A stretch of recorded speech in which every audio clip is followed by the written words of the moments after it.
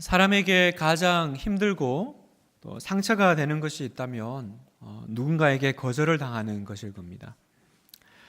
어느 눈 내리는 겨울 제 청년 시절에 마음에 품은 한 자매에게 고백을 하였습니다. 한껏 기대를 했습니다. 그래서 의뢰의 받아주겠거니 하고 사귀자고 말을 했는데 그 자매는 당연하다는 듯이 싫다고 말했습니다. 이런 경우는 잘 없는데 너무 충격적이었습니다. 그날 그렇게 눈이 많이 왔던 기억이 나요. 그래서 이게 집에 오는 길에 하늘에서 내리는 눈인지 내 눈에서 내리는 눈물인지 잘 모르겠더라고요. 현재 그 자매는 저희 집에 함께 살고 있습니다. 한 번은 딸에게 제가 물은 적이 있어요. 나중에 아빠랑 결혼할 거지? 어릴 때는 항상 아빠랑 결혼한다고 말을 했습니다. 그런데 어느 순간부터 아니 이렇게 말을 하더라고요. 그래서 제가 물었죠. 왜? 그랬더니 딸이 이렇게 얘기해요. 아빠 할아버지 될 거잖아. 그게 왜? 그랬더니 아빠 머리 빠지고 죽을 거잖아. 죽는 건 받아들이겠는데 머리 빠지는 거는 못 받아들이겠더라고요. 심각한 거절감입니다. 가만 생각해 보니까 주로 우리 집 여자들이 저한테 거절감을 이렇게 안겨줍니다. 우리는 일상생활 가운데 여러 가지 상황에서 거절감을 맛보고 또 경험하며 삽니다. 원했던 대학에 들어가지 못하거나 또 입시 시험에서 떨어지는 것도 사실은 다 거절당하는 경우죠. 특히나 그 일을 위해서 모든 것을 걸고 힘을 다해 노력했는데 거절당할 때는 절망감은 더 크게 다가옵니다. 그런데요, 우리에게 무엇보다도 가장 힘든 것이 있는데 그건 바로 내가 하나님께 거절당했다라는 그런 느낌이 들 때입니다. 나는 나름 신앙생활을 잘하고 있다고 생각하는데 인생에 큰 어려움이 닥쳐올 때가 있습니다. 갑자기 자녀에게 병이 들든지 사업에 심각한 어려움이 찾아오거나 또 혹은 재정적인 어려움이 있거나요. 그때 우리는 혹시 하나님이 날 버리신 건 아니신가? 혹은 하나님이 지금 나와 함께 하시지 않는 건 아닌가라는 생각이 들고요. 그런 생각이 깊어지면 영적인 침체도 빠지게 됩니다. 사랑하는 성도 여러분, 하나님이 나를 거절하시는 것처럼 느껴질 때, 하나님께서 나의 가는 길을 마치 막으시는 것처럼 느껴질 때 우리는 어떻게 해야 될까요? 오늘 본문 성경 말씀을 보면서 그 답을 좀 찾아갔으면 좋겠는데요.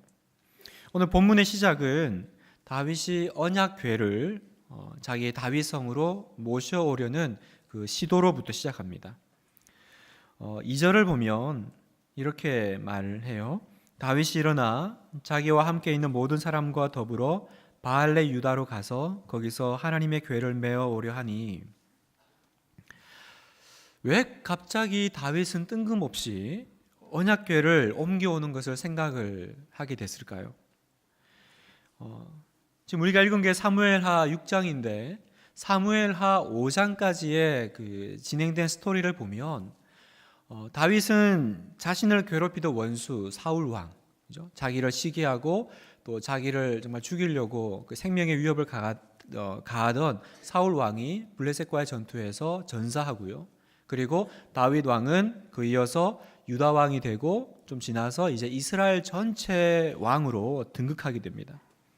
그래서 사무엘하 5장 3절에 보면 이에 이스라엘 모든 장로가 헤브론에 이르러 왕에게 나오매 다윗 왕이 헤브론에서 여호와 앞에 그들과 언약을 맺음에 그들이 다윗에게 기름을 부어 이스라엘 왕으로 삼으니라.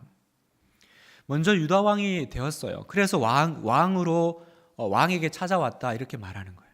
왕 삼으로 왔는데 왕에게 찾아온 건 되게 이상하잖아요. 유다 왕인 다윗에게 이스라엘 나머지 지파 사람들이 와서 이제 당신은 한 지파의 왕이 아니라 전체 이스라엘의 왕이 되어 달라고 이제 요청을 하고요. 그래서 다윗은 이제 통일 왕이 됩니다. 그리고 왕으로 등극한 뒤에 정치나 경제나 외교나 가문이나 모든 분야에서 최고의 전성기를 이제 구사하기 시작합니다. 이스라엘은 통일되었고요. 밖으로는 우호적인 외교 관계를 맺어가고 또 오랜 민족의 적이었던 블레셋마저도 물리치게 됩니다. 특히 사무엘하 5장에 보면 블레셋과의 전투 장면이 나오는데 그 장면이 굉장히 특이해요. 왜냐하면 그냥 사람 대 사람으로 싸우는 것이 아니라 다윗이 하나님께 이렇게 기도를 하니까 하나님이 그 다윗보다 먼저 가서 내가 싸움을 시작하겠다 그래요. 그래서 너는 나무 위에서 뽕나무 걷는 소리가 들리면, 뽕나무 위로 사람이 걸어가는 소리가 들리면 그때 출발해라 이렇게 얘기합니다. 사무엘하 5장 24절 뽕나무 꼭대기에서 걸음 걷는 소리가 들리거든 곧 공격하라. 그때 여호와가 너보다 앞서 나아가서 블레셋 군대를 치리라 하신지라. 굉장히 놀랍죠, 여러분? 이런 일이 세상에 어디 있습니까? 하나님이 가시적으로 그런 어떤 소리를 내시면서 보이시면서 나 앞서가서 일해 주신다라는 거예요. 이것만큼 다윗에게 더 큰 백그라운드가 어디 있겠습니까? 다윗은 놀랍게 회복되고 있습니다. 그 옛날 사울 왕을 피해서 유대 광야로 전전긍긍하며 도망다니던 다윗이 아닙니다. 다윗의 자신감은 어느 때보다 높아졌을 것입니다. 그래서 성경은 이 상황을 한마디로 이렇게 정리합니다. 사무엘하 5장 10절 만군의 하나님 여호와께서 함께 계시니 다윗이 점점 강성하여 가니라. 누가 함께 계셔요? 하나님이 함께 계시니까. 하나님이 함께 계시니까 다윗이 점점 힘을 얻어가고 강성해져 갑니다. 자, 이런 상황에서 다윗이 갑자기 언약궤를 옮겨와야겠다라고 번뜩 생각을 이제 한 겁니다. 당시 그 상황이 다윗은 유다 왕에 이어서 이스라엘 왕이 되었지만 내적으로는 여전히 남유다와 북이스라엘이라는 이 서로 간에 이 지역주의가 남아 있었습니다. 그래서 겉으로는 하나로 통일된 것 같았지만 그 이면적으로는 뭔가 이렇게 그죠? 그 내적으로 감정적으로 섞이지 않는 하나 되지 않는 그 부분도 있었고요. 다윗은 이것을 어떻게든 해결을 했어야 합니다. 이때 다윗의 생각에 만약 이때 내가 저 하나님의 궤를 내가 있는 이 예루살렘 다윗성으로 옮겨올 수만 있다면, 왜냐하면 그 당시에 하나님의 언약궤는 한 60년 정도 블레셋에 뺏겼다가 다시 돌아왔지만 그게 그냥 방치되어 있었거든요. 아무도 관심을 가지지 않고 그냥 그렇게 어느 한 지역에 머물러 있었습니다. 그래서 다윗이 저 언약궤를 내가 가져와서 이렇게 성공적으로 안치하면 어떻게 돼요? 종교적으로는 하나님이 나와 함께 하신다라는 표가 될 거고, 또 자신의 왕권을 하나님이 인정해 주신다라는 그 정통성을 확보할 수 있게 되는 겁니다.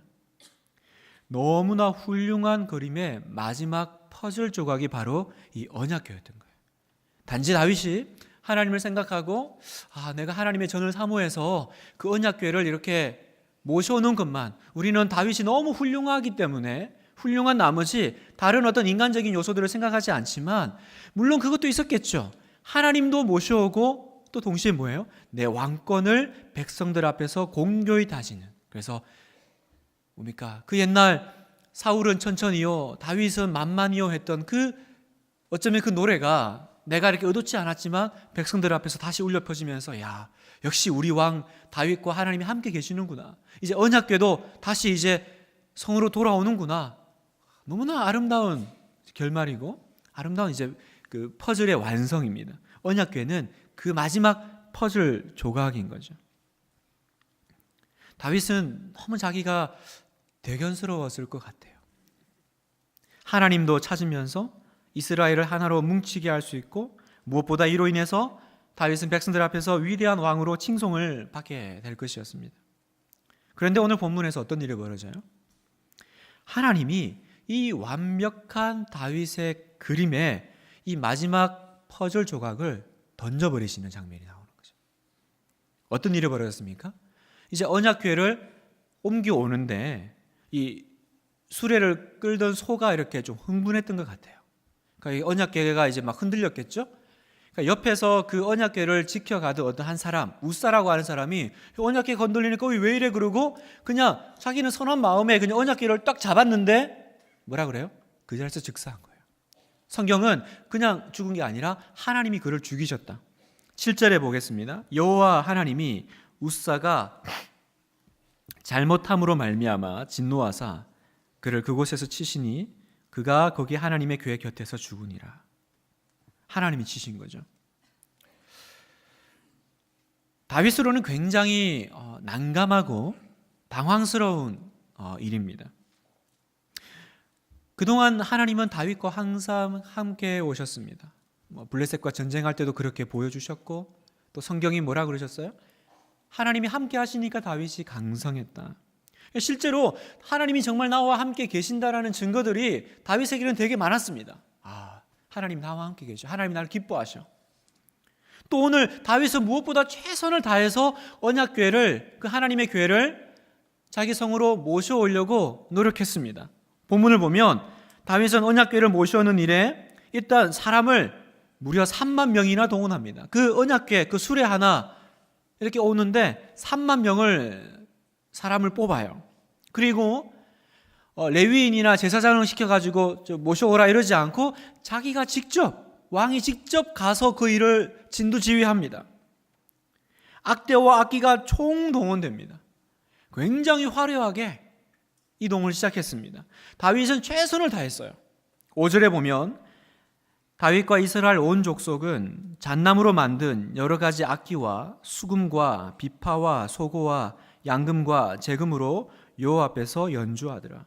성경은요 1절부터 5절까지 다윗이 얼마나 하나님을 모셔오는데 정성을 다했는지 최선을 다했는지, 그러니까 우사가 죽는 이 일은 다윗이 하나님을 향해서 준비했던 마음과 정성에 비하면 너무 기가 막힌 일인 거죠.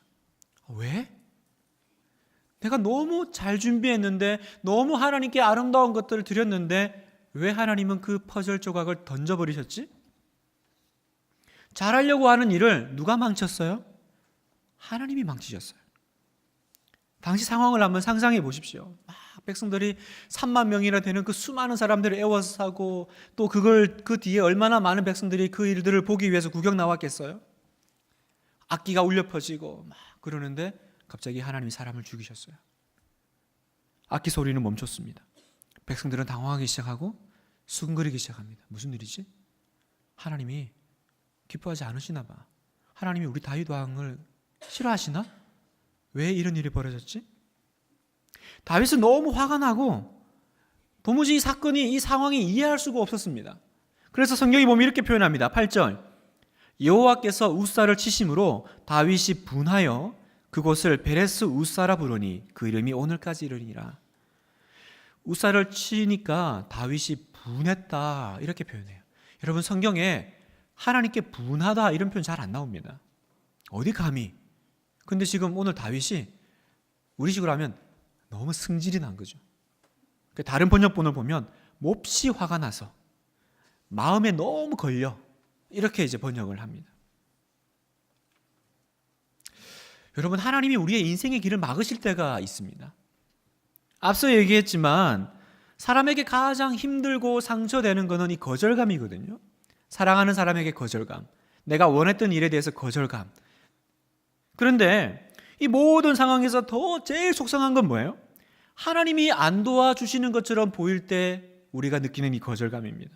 모든 것이 다 잘 되는 순간이고 이제 하나님이 이 일만 축복해 주시면 내가 하나님께 영광을 좀 돌릴 수 있겠는데 하나님이 축복은 고사하고 저주를 내리시는 것처럼 보이는 거예요.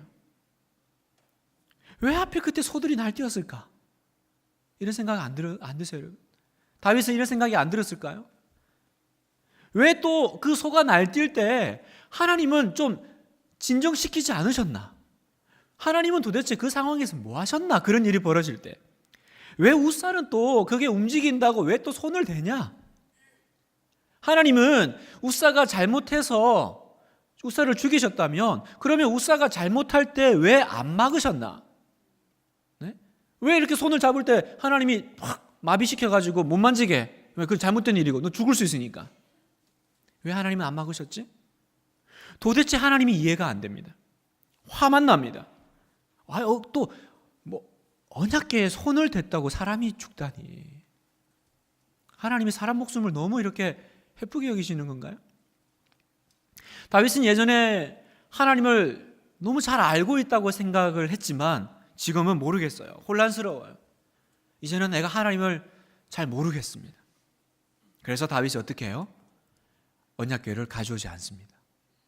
10절, 다윗이 언약궤를 옮겨 다윗성 자기에게로 메어오기를 즐겨하지 아니하고 가드 사람 오벳 에돔의 집으로 메어간지라. 즐겨하지 아니하고 안 기뻐했다는 거죠. 그렇게 사랑했던 하나님, 그렇게 사모했던 하나님의 그 언약궤를 즐겨하지 아니하고 힘든 거예요.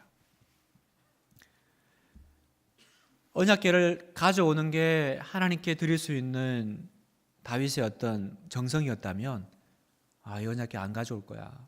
이건 뭐예요? 다윗이 할 수 있는 하나님께 대한 반항이죠. 오벳 에돔은 또 무슨 죄예요? 그죠? 그 무시무시한 거를 자기가 안 가져오면 왜 또 나한테? 아마 오벳 에돔은 굉장히 당황했을 것 같습니다. 근처만 가면 사람이 죽으니까. 여러분, 하나님께 화날 때 없으세요? 성경에 나와 있는 것처럼 다윗이 분하여. 여러분, 혹시 최근에 하나님께 분하신 적 없으세요? 인생에서 왜 하나님이 이렇게 하셨나? 마지막 하나님이 축복만 해주시면 내가 하나님께 영광도 돌리고 하나님도 좋고 나도 좋고 다 좋은데 아무리 이건 생각을 해봐도 하나님이 망치신 거예요. 하나님이 안 도와주셔서 이게 안 된 거예요. 제가 대학생 시절에 하나님께 화가 되게 많이 난 적이 한 번 있었습니다. 어떤 일이었는지 정확히 기억은 나지 않는데 제가 왜 이게 그때가 기억이 나냐면 그때 너무 화가 나가지고요. 하나님께 어떻게 복수를 할까 고민을 했습니다. 어떻게 복수를 하지? 너무 화가 나는 거예요. 그래서 제가 그때 취했던 행동은 뭐냐? 주일 예배 빠지기였습니다. 제가 모태신앙으로 평생에 한 번도 주일 예배를 빠져본 적이 없었거든요. 그때 예배를 빠지는 건 내가 하나님께 취할 수 있는 정말 최대한의 반항이었어요. 그래서 드디어 작심을 하고 내일 나 예배 안 간다. 예배 안 갈 거야. 그리고 정말 이렇게 탁 주일날 교회를 안 갔습니다. 집에 있으면서 제가 그랬죠. 하나님도 한번 괴로워해 보세요. 하나님도 한번 마음 아파 보시라고요. 사는 성도 여러분, 하나님은 왜 다윗을 안 도와주셨어요? 하나님은 왜 다윗의 길을 막으셨습니까? 그 이유는 다윗이 하나님의 방식대로 행하지 않았기 때문입니다. 다윗은 하나님에 대한 열심은 가득했었지만 정작 하나님이 원하시는 하나님의 방식대로 하나님을 섬기는 것에는 관심을 기울이지 못했습니다. 원래 언약궤는요, 소수레가 끄는 게 아니거든요. 성경을 보면 민수기 14장 15절에 분명히 하나님께서 말씀하셨습니다. 명령하셨어요. 민수기 4장 15절, 진영을 떠날 때에 아론과 그의 아들들이 성소와 성소의 모든 기구 덮는 일을 마치거든 고앗 자손들이 와서 맬 것이니라. 그러나 성물은 만지지 말라. 그들이 죽으리라. 회막 물건 중에서 이것들은 고앗 자손이 맬 것이며. 민수기의 하나님은 분명히 얘기하셨습니다. 만지면 죽는다. 그리고 누가 매요? 레위인이라고 다 매는 게 아니라 이 성물은 레위인 중에도 고앗 자손이 매라. 어디에 어떻게 매요? 수레에 매는 것이 아니라 그 자손이 어깨에 매어라. 이게 하나님이 명령하신 거예요. 왜요? 설명 없어요, 여러분. 이게 그냥 하나님의 방식인 거죠. 이게 하나님의 명령이고 방식입니다. 그러면 수레에 싣고 옮기는 것은 이거는 블레셋 방식이에요. 이건 세상 방식입니다. 우사 사건을 통해서 하나님이 우리에게 주시는 메시지가 무엇입니까? 다윗은 자신의 계획과 뜻이 너무 확실해서 하나님의 생각도 자기와 동일할 거라고 그냥 생각해 버렸습니다. 그래서 다윗은 율법을 찾아보지도 하나님께 묻지도 않았습니다. 그렇게 하나님께 잘 묻던 다윗이 이때 하나님께 묻지 않아요. 왜? 너무 이건 확실하니까. 이건 너무 하나님이 좋아하실 거니까. 그러나 우사 사건이 우리에게 던지는 메시지는 하나님은 우리 뜻대로 움직이거나 혹은 내가 조종할 수 있는 분이 아니시다라는 거예요. 그분은 하나님이세요. 하나님은 나의 뜻을 이루어주는 분이 아니라 나의 경배와 존경과 예배를 받으셔야 되는 분입니다. 사랑하는 성도 여러분, 우리가 신앙생활을 하다 보면 이걸 잃어버릴 때가 있어요. 하나님이 너무 편하게 생각된 나머지 하나님의 그 어미를 잊어버려요. 그리고 어떻게 해요? 하나님 오셔서 도장만 찍어주시라고, 내가 다 해놨다고. 그래서 도장만 찍어주시면 하나님도 좋고 나도 좋을 거라고. 그렇게 우리가 기도할 때가 얼마나 많이 있어요? 이 일 가운데 하나님이 어떤 뜻을 가지고 계신지, 하나님이 정말 이걸 기뻐하시는지, 그리고 이 방식이 하나님의 방식인지, 거기에 대해서 우리가 잊어버립니다. 왜요? 하나님이 너무 편해져 버려요. 내가 지금 누구 앞에 서 있는지, 내가 지금 누구와 대면하고 있는지, 내가 지금 누구와 기도하고 있는지 잊어버려요. 그래서 너무 예의가 없어요. 무례해요. 내가 이렇게 뜻을 정했으니 하나님 오셔서 승인해 주세요 라고 결제 서류를 하나님께 던집니다. 여러분, 누가 하나님입니까? 납니까? 아니면 주님이십니까? 우리는 지금 오늘 밤에도 정말 어미하신 하나님 앞에 서 있습니다. 지난주 주일 교회에서 소동을 일으킨 사람이 있었어요. 그래가지고 제가 이제 막 뛰어갔죠.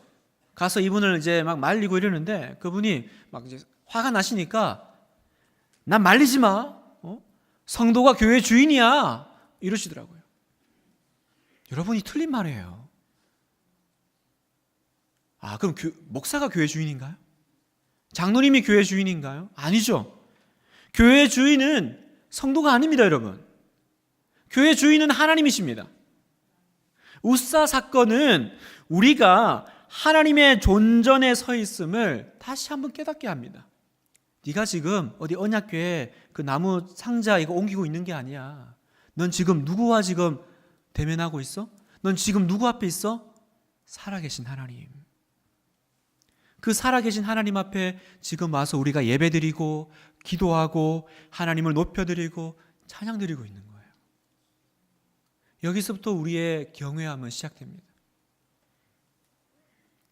그렇다면 여러분, 하나님이 길을 막으실 때 어떻게 해야 될까요? 하나님이 내 인생의 길을 막는 것처럼 보일 때 우리는 어떻게 행동해야 됩니까? 첫 번째, 다시 하나님의 길로 돌아서야 합니다. 하나님의 길로 돌이켜야 됩니다. 지금 내 삶에 하나님이 주시는 우사 사인이 혹시 있습니까? 그게 뭐죠? 지금 하나님이 너 잘못된 길로 가고 있어 라고 주시는 사인이 있죠. 내 인생에 우사가 있습니다. 하나님이 계속 신호를 주셨어요. 그게 뭡니까? 여러분, 우사가 죽었다고 슬퍼할 일이 아닙니다. 왜요? 그 길로 계속하면 우사만 죽는 게 아니라 온 백성이 다 죽어요. 그건 다 죽는 길입니다. 여러분, 길 열어주시는 것만 축복입니까? 아니에요. 하나님이 길 막으시는 것도 축복인 줄 믿습니다. 여러분, 아멘이세요? 구약 성경에 보면 발람이라는 선지자가 나와요. 이 발람이라는 선지자가 하나님이 기뻐하지 않는 일을 하려고 해요. 그래서 나귀를 타고 가는데 이 나귀가 가다가 보니까 눈앞에 하나님의 천사가 칼 들고 서 있는 거예요. 나귀가 못 가고 계속 이렇게 머뭇거리니까 이 발람 선지자가 앞이 안 보여가지고 얘가 왜 안 가나 막 때립니다. 그랬더니 나중에는 그 천사를 피하려고 벽에다가 이렇게 붙어 가니까 선지자가 막 벽에 발이 이제 부딪혀가지고 막 다친 거예요. 승질이 나가지고요. 발람 선지자가 나와 나귀를 죽이려고 그러는데 하나님이 나귀 입을 열죠. 나귀가 인간 보고 그럽니다. 너 왜 나 때리려고 그러냐? 굉장히 창피한 순간입니다, 여러분. 선지자인데 나귀의 호통을 듣고 있는 거죠. 근데 그때 하나님이 발람 선지자의 눈을 열어주셨을 때 봤어요. 뭘 봤어요? 그걸 죽이려고 서 있는 하나님의 천사를 봤습니다. 천사 그러죠. 만약에 나귀가 안 피했으면 너는 오늘 내 손에 죽었다. 이제 우리식으로 하면 이런 거예요. 가는 길이 다 사는 길이 아니에요, 여러분. 뚫린 길이 다 축복이 아닙니다. 하나님이 막으시는 것이 축복일 때가 있습니다. 그 길로 가면 내가 죽는 길이기 때문일 수도 있습니다. 지금 하나님의 길로 가고 있지 않는 성도님들 계세요? 돌이키셔야 돼요. 모르시겠어요? 그럼 오늘 밤 기도하세요. 하나님, 내 눈을 열어주세요. 혹시 내가 나기보다도 못한 영안을 가지고 내가 지금 오늘 이렇게 끙끙거리고 있지는 않은지, 하나님 내 영안을 열어주세요. 내 앞에 지금 뭐가 있는지, 하나님이 지금 뭘 기뻐하시고 뭘 싫어하시는지 저에게 보여주세요. 둘째, 하나님을 향하여 등 돌리시면 안 됩니다. 하나님이 내 길을 막는 것처럼 보일 때 그때 마음이 너무 섭섭하고 너무 답답해서 그래서 하나님께 등 돌리시는 분이 있어요. 얼마나 하나님을 사모했던 다윗입니까? 그런데 그 다윗이 마음이 상하니까 언약궤를 오벳에돔의 집에 맡겨버렸습니다. 그런데 놀라운 일이 벌어져요. 하나님이 그 오벳에돔의 집에 복을 주기 시작하시는 거예요. 11절입니다. 여호와의 궤가 가드 사람 오벳에돔의 집에 석 달을 있었는데 여호와께서 오벳에돔과 그의 온 집에 복을 주시니라. 다윗은 그제서야 깨달아요. 뭘 깨닫습니까? 아, 하나님만이 복을 주실 수 있구나. 어떤 이유든 하나님을 떠나면 나는 어떤 복도 이제 기대할 수 없는 삶을 살게 되는구나. 그래서 얼른 가서 그 언약궤를 다시 받아옵니다. 성도 여러분, 신앙의 여정에서 때로는 삶의 문제로, 때로는 기도 응답의 실패로 마음이 하나님께 대해서 식어지는 경우가 있습니다. 압니다. 이해됩니다. 왜요? 우리는 천사가 아니에요. 우리는 사람이기 때문에 거절감에 낙담하고 또 원망을 쏟아낼 때가 있습니다. 내 마음을 내가 주체하지 못하고 그렇게 너무너무 이렇게 분할 때가 있습니다. 그렇더라도 절대로 하지 말아야 될 건 뭐예요? 하나님을 향하여 등 돌리시면 안 돼요. 아무리 내가 하나님께 마음이 상하고 삐쳐도, 그래서 하나님께 멀어져도 하나님을 향하여 등 돌리시면 답이 안 나와요, 여러분. 왜요? 복 주시는 분은 하나님밖에 없는데 그 복에 대해서 등 돌리면 어떡하시겠다라는 거예요. 아무리 하나님께 가까이 와 있어도 그 마음이 상해가지고 등 돌려 앉아 있으면요, 그 영혼의 태양이신 그 하나님의 그 햇볕을 내가 받아 누릴 수가 없습니다. 기억하세요. 복은 하나님만이 주십니다. 간혹 이렇게 신망하다 보면, 목사님 저 요즘 하나님과 싸우고 있는 중이에요, 이렇게 말하는 분이 있어요. 아, 부질없는 짓입니다. 정말 슈퍼 그레이트 스튜피드. 웃으시는 분은 신세대시고. 여러분, 평생에 하나님과 싸워서 이긴 분 보셨어요? 하나님과 싸워서 이긴 분 보셨어요? 야곱이 이기지 않았나? 그런 얘기를 하들 마세요. 야곱 그 얘기는 이때 갖다 붙이는 게 아닙니다. 여러분, 제 평생에 하나님과 싸워서 이긴 사람을 내가 만나본 적이 없습니다. 이건 정말 슈퍼 그레이트 스튜핏이에요. 하나님과 싸우는 것만큼 부질없는 일이 없습니다. 차라리 하나님 그냥 저를 죽이세요. 난 너무 마음 상하는데 그냥 내가 죽어도 그냥 하나님 앞에서 죽겠습니다. 난 여기서 죽을래. 그래도 죽어도 하나님 앞에서 죽을 겁니다. 그 사람이 복된 거예요. 그 사람이 복된 거예요. 삐쳐가지고 쳐다보지도 않을 거야. 하나님 한번 당신도 괴로워해 보세요. 이제부터 금요 예배 안 가? 기도해도 소용없더라. 예배 안 갈 거야. 예배도 최대한 늦게 갈 거야. 아니면 예배는 가지만 찬양은 안 부를 거야. 째려보고 있는, 제가 그런 간증 들은 적이 있습니다. 너무 화가 나가지고요, 어떻게 하나님께 좀 반항을 할까. 그래서 그 사람의 반항은요, 예배 시간 찬송 안 부르기. 딱 이러고 째려보고 있는 거죠. 여러분, 주님, 저 죽어도 하나님 앞에서 죽어요. 저 죽어도 하나님 앞에서 죽어요. 이렇게 말하는 사람이 복된 사람입니다. 세 번째로, 다시 예배자로 서셔야 돼요. 하나님이 복 주심을 깨닫고 다윗은 이제 언약궤를 다시 가져옵니다. 그런데 이번에는 하나님 말씀대로 가져와요. 언약궤를 어깨에 맵니다. 그죠? 13절, 여호와의 궤를 맨 사람들이 6 걸음을 가매 다윗이 소와 살찐 송아지로 제사를 드리고, 잘 보세요. 언약궤를 메고 가는데 그냥 안 가고 6걸음을 갔더니 다윗이 멈춰요. 그리고 제사를 드립니다. 이게 뭘까요? 하나님, 저 옮겨도 돼요? 묻는 거예요. 6걸음을 가보는 거죠. 시험해 보는데 안 죽어요. 한번 죽었기 때문에 언약궤를 메고 가도 무서워요. 아, 내가 이 어미하신 하나님을 어떤 마음으로 대해야 되는데, 뭐 법대로 하면 다 사는 거예요, 여러분? 6걸음을 걸어봅니다. 아, 살려주시는구나. 그래서 감사 제사를 드려요. 소와 살찐 송아지로 제사를 드리고, 6걸음은 다윗이 하나님의 뜻을 묻는 과정을 의미합니다. 그리고 다윗은 왕의 옷을 벗죠. 그리고 제사장들만이 입는 에봇을 입습니다. 14절, 다윗이 여호와 앞에서 힘을 다하여 춤을 추는데 그때 다윗이 배 에봇을 입었더라. 에봇은 제사장 옷이에요. 그래서 성경에 제사장 말고 일반인이 에봇을 입는 경우는 딱 2군데입니다. 오늘 읽은 이 본문과 사무엘이 어렸을 때 성전에서 하나님을 섬길 때. 이건 뭐예요? 하나님이 왕이심을 인정하는 태도죠. 전에는 내가 하나님 데려왔어요.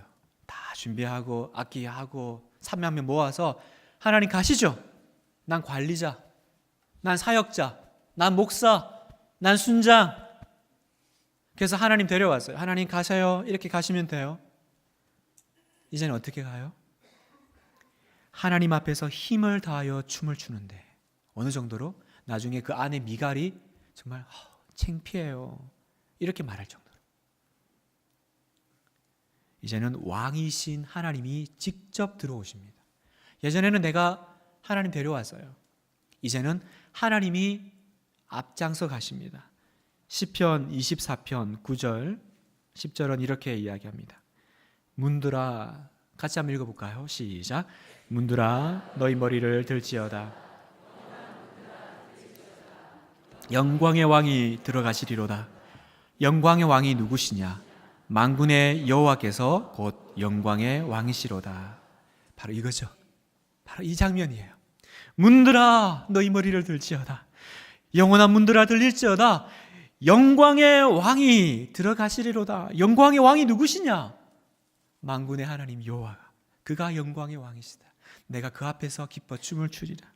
다윗은 이제 하나님 앞에서 왕 아닙니다. 내가 이스라엘 왕인데, 내가 유다 왕인데, 아니에요. 옷 벗었어요. 그리고 어떤 옷을 갈아입었습니까? 예배자의 옷을 갈아입었습니다. 여호와는 나의 목자시니 내가 부족함이 없으리로다. 그 옛날 하나님 앞에 그 연약했던 하나님을 의지했던 그 목동으로 돌아왔습니다. 수금을 타며 노래했던 그 시절로 돌아왔습니다. 다윗의 첫사랑이 회복되는 거죠. 플룻 연주자 송솔나무라는 분이 계세요. 이름이 좀 특이하긴 하죠. 송솔나무. 이분이 이제 플룻을 연주하시는 분인데 유학 중에 악기를 무려 3번이나 도둑을 맞습니다. 첫 번째하고 두 번째는 그냥 넘겼는데 1,000만 원짜리 비싼 악기를 잃어버렸을 때는 상황이 좀 달라졌어요. 1,000만 원짜리 악기를 잃어버렸어요. 입에서 원망의 소리가 마구 쏟아졌습니다. 그리고 엎친 데 덮친 격으로 어릴 때 자기를 키워준 할머니마저 돌아가시니까 큰 상실감에 하나님을 멀리했습니다. 그 후로 대중가수, 앨범, 영화, 드라마 OST 참여하면서 돈 많이 벌었어요. 그러면서 세상 음악에 푹 빠져 있었지만 그 상한 마음에 교회 가는 것 잊어버리고 무려 7년 동안 하나님을 떠났어요. 그러던 어느 날 아는 형을 따라 우연히 간 예배에서 하나님 음성을 들은 거예요. 그분이 이렇게 간증해요. 어느 날 목사님이 이런 말씀을 하시더라고요. 지금 하나님께 돌아오고 싶은 사람은 자리에서 일어나세요. 형이 옆에서 툭툭 쳤는데 꿈쩍 안 했지요. 또 목사님이 지금 하나님께 돌아오려는 영혼이 있다고 하십니다. 용기를 내세요. 라고 재차 말씀하시더라고요. 순간 뒤통수를 얻어맞은 기분이었습니다. 마음 가운데 이런 음성이 들렸습니다. 나무야, 네가 스위스에서 도둑 맞은 것이 무엇이냐? 그때 깨달았습니다. 내가 그때 그 스위스에서 도둑 맞은 것은 악기가 아니었습니다. 예수님의 예수님과의 첫사랑을 도둑맞았습니다 라는 고백과 함께 그 자리에서 벌떡 일어섭니다. 그리고 그때 그 주님과의 첫사랑을 회복하고 다시 예배를 회복하게 됩니다. 사랑하는 분당우리 성도 여러분, 하나님이 나의 길을 막으시는 것처럼 보일 때 그 길에서 여러분이 도둑맞은 것이 있다면 그것이 무엇입니까? 성공입니까? 돈입니까? 명예입니까? 아닙니다. 예수님과의 첫사랑이고 예배를 도둑맞는 거예요. 그럼 어떻게 해야 돼요? 다시 예배자로 돌아오셔야 돼요. 여기 이 자리에 혹시 하나님께 마음으로 등 돌린 분 계세요? 아니면 섭섭하고 서운해서 돌아앉아서 울고 있는 분 있습니까? 복되신 주님을 떠나서 도대체 어디로 가려고 하십니까?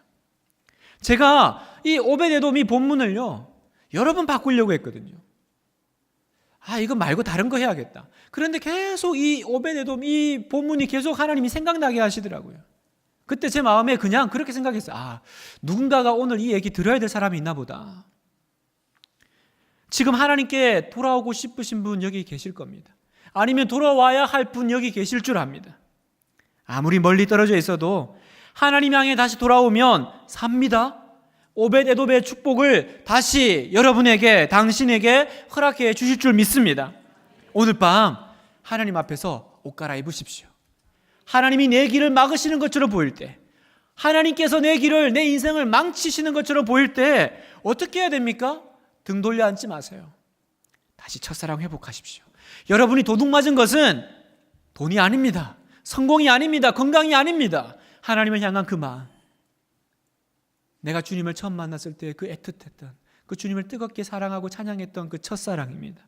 이제 예배자의 옷을 갈아입고 다윗처럼 하나님을 예배하며 찬양하는 여러분 되시길 주님의 이름으로 축복합니다.